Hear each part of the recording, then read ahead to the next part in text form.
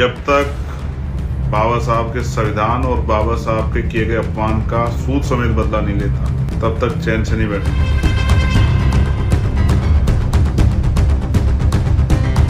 देश के संविधान को लिखा गया तब एक कलम से करोड़ों लोगों को इंसान बनने का हक मिला, लेकिन आज उसी संविधान को कुचलने की कोशिश ग्वालियर की अदालत की दीवारों में हो रही है, जहां एक दलित नहीं एक विचार को घुसने से रोका जा रहा है।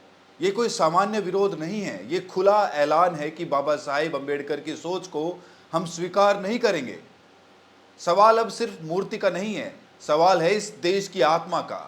मध्य प्रदेश हाईकोर्ट की ग्वालियर खंडपीठ में बाबा साहेब भीमराव अंबेडकर की प्रतिमा स्थापित होनी थी और आदेश भी खुद न्यायपालिका का था, लेकिन जिन काले कोटों को न्याय की रक्षा करनी चाहिए थी, उन्हीं में से कुछ इस मूर्ति को लेकर अपमानजनक नारेबाजी शुरू कर देते हैं। यहां तक कहा गया कि प्रतिमा ही नहीं बचेगी, यानी कि प्रतिमा को क्षतिग्रस्त कर दिया जाएगा। अब ये केवल न्यायालय की अवमानना नहीं, ये एक पूरे समुदाय की गरिमा पर एक सीधा हमला है।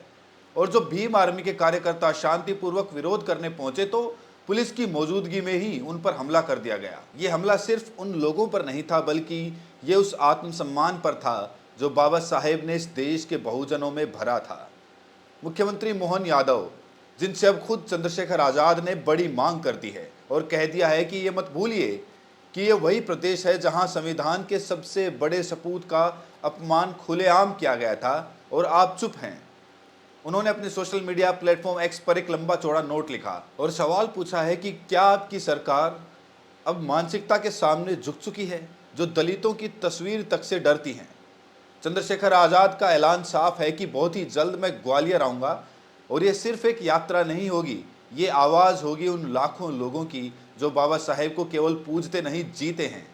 अब चुप बैठने का वक्त नहीं है, ये लड़ाई अब सिर्फ एक मूर्ति की नहीं बल्कि संविधान की है, क्योंकि ये ऐलान अब खुद दलितों और चंद्रशेखर आजाद ने एक साथ मिलकर कर दिया है कि जिन्हें वो पूजते हैं उनका इस तरह से बहिष्कार किया जा रहा है।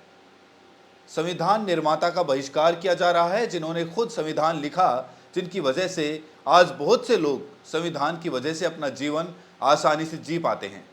फिलहाल आप क्या चाहते हैं कि क्या सचमुच बाबा साहेब की मूर्ति को न्यायालय में लगाना चाहिए या फिर नहीं? कमेंट सेक्शन में राय लिखना मत भूलिए।